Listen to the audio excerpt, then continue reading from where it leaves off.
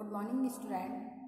आज हम योगा की क्लास में आप सभी का स्वागत करते हैं। स्टूडेंट, आप सभी ने अब तक देखा था कि हम लोगों ने प्राणायाम के अभ्यास में पूरक तक पढ़ चुके थे, जिसमें हमें अनुपात के बारे में बताना था, जिसका अनुपात था 1:4:2 सो स्टूडेंट, आज हम पढ़ेंगे अब प्राण का अर्थ। प्राण क्या होता है? आप लोगों ने देखा होगा कि व्यक्ति या मनुष्य के जीवन में सबसे महत्वपूर्ण होता है उसकी जीवन या उसकी मृत्यु, जिसे हम प्राण के रूप में बोला जाता है। प्राण आखिर होता क्या है? तो प्राण का अर्थ है जीव या जीव आत्मा होता है, परंतु यह सत्य नहीं है। हम बात करते हैं प्राण। प्राण वह है जिसमें वायु का एक रूप है। जब वह आकाश में चलती है तो उसे हम वायु कहते हैं, और उसी वायु को हम ऑक्सीजन या कार्बन डाइऑक्साइड के रूप में ग्रहण करते हैं। अर्थात हम यह कह सकते हैं कि जिस वायु को हम ग्रहण करते हैं एवं छोड़ते हैं, वही हमारी प्राण शक्ति होती है। आप लोगों ने सुना होगा या देखा भी होगा कि अगर हम सांस लेने और छोड़ने की क्रिया को अगर बंद कर दे तो हमारे प्राण निकल जाते हैं या हम मृत्यु को प्राप्त हो सकते हैं। इसी प्राण को हमने 10 भागों में बांटा गया है। अर्थात प्राण किस रूप में कार्य करता है या उसके जो अन्य कार्य है उसे भी किस रूप में बांटा गया है। और हम वायु का पर्यायवाची शब्द ही नाम प्राण है। तो आइए अब हम बात करते हैं मुख्य प्राण जो क्या क्या होते हैं। इसमें सबसे पहला है हमारा प्राण, अर्थात प्राण किस रूप में कार्य करता है। तो प्राण का अर्थ है नासिका से हृदय तक का, यह सांस लेने और सांस छोड़ने का कार्य करता है। दूसरी बात हम करेंगे अपान की।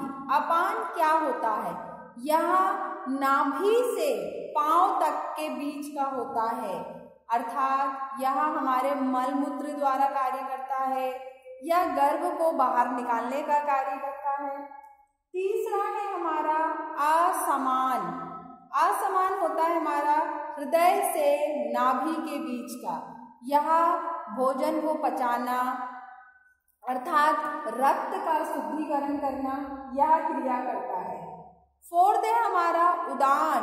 यह कंठ से सिर तक की दूरी होती है, जिसमें हम शब्द का उच्चारण करते हैं और अलग अलग विधियों का कार्य करते हैं। अगला है हमारा व्यान। यह संपूर्ण शरीर से होता है, इसका तात्पर्य, जिसमें रक्त संचार, प्राण संचार, कांटे लगने की अनुभूति एवं अन्य प्रकार का दर्द हम महसूस कर सकते हैं। अब हम बात करते हैं उप प्राणों के कार्य की, अर्थात उप प्राण हमारे लिए क्या कार्य करता है। सबसे पहला है नाग। इसका शाब्दिक अर्थ है कंठ से मुख तक का, अर्थात कंठ से मुख तक के बीच में जैसे हमें आती है डकार, हिचकी, यह क्रिया करता है। सेकंड है हमारा कूर्म। यह होता है नेत्र। नेत्रों को खोलना बंद करना, यह इसका कार्य विधि है। थर्ड है हमारा कंकाल।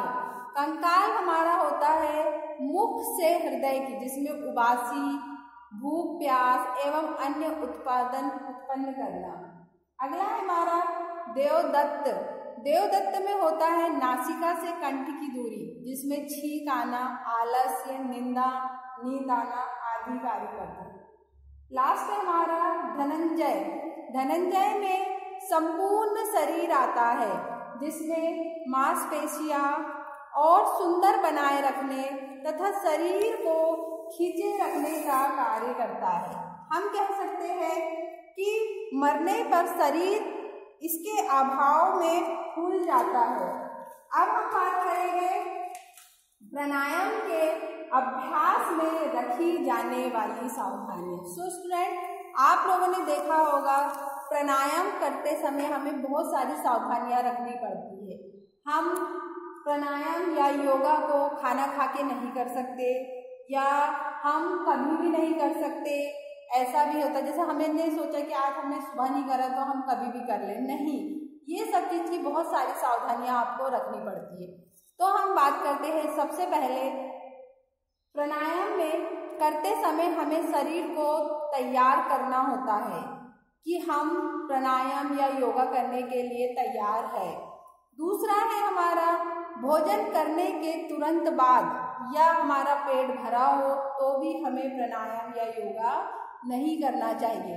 तीसरा है हमारा कठिन आसन से ना करें, अर्थात सबसे पहले हमें छोटे छोटे जो योगा होते हैं हमें उससे स्टार्ट करना चाहिए। सबसे पहले हमें कठिन आसन से स्टार्ट नहीं करना चाहिए। अगला है हमारा योग के दौरान, मतलब योग जब हम करते हैं जिस पोजीशन में हम बैठे हैं उस दौरान हमें कभी ठंडा पानी नहीं ग्रहण करना चाहिए। अर्थात अगला है हमारा योग करने के तुरंत बाद हमें नहाना नहीं चाहिए या स्नान नहीं करना चाहिए। अगला है हमारा योग के दौरान हमें हेवी आभूषण या गहनों का उपयोग ना करें। आप लोग ने देखा होगा जब खासकर लेडीज़ जब वह योगा करती है तो वह बहुत से गहने या आभूषणों में रहती है, तो वो उस चीज़ का विशेष ध्यान रखें। अगला है हमारा अगर हम किसी बीमारी से ग्रस्त है तो उस दौरान भी हम योगा ना करें, और हमें अगर किसी प्रकार की शरीर में तकलीफ है तो भी हम योगा ना करें। सो स्टूडेंट, ये था हमारा आज तक का योगा का इंट्रोडक्शन, अर्थात योगा के बारे में सारी जानकारियाँ जो आपके सिलेबस के अकॉर्डिंग है। तो आप इस चीज़ पर विशेष ध्यान दें और आगे की क्लास के लिए तैयार है। सो धन्यवाद।